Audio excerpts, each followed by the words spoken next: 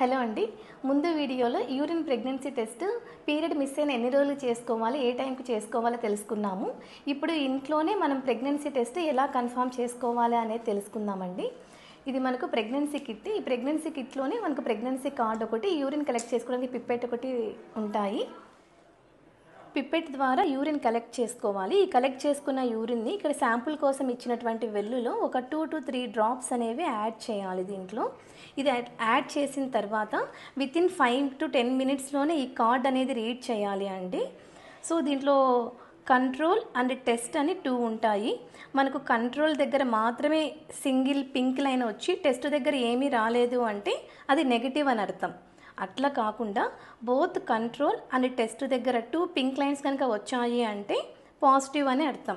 So మీరు కార్డుని కనుక ఒక 1 hour 2 hours అలానే పెట్టేసి దాని తర్వాత వచ్చి చూసి ఒక స్లైట్గా పింక్ లైన్ వచ్చింది అన్నా కానీ అది కన్సిడర్ చేయకూడదు. అట్లా అని చెప్పి ఈ డ్రాప్స్ కూడా మీరు మరీ ఎక్కువగా వేసినా, మరీ తక్కువగా యూరిన్ డ్రాప్స్ వేసినా కానీ అప్పుడు కూడా మనకు ఫాల్స్ రిపోర్ట్ అనేది వస్తుంది. ఇప్పుడు నేను వేసిన టెస్ట్ చూడండి. ఇప్పుడు వితిన్ 1 minute రీడ్ చేస్తున్నాను.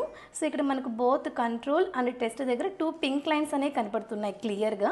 So she is pregnant. ఓకేనా?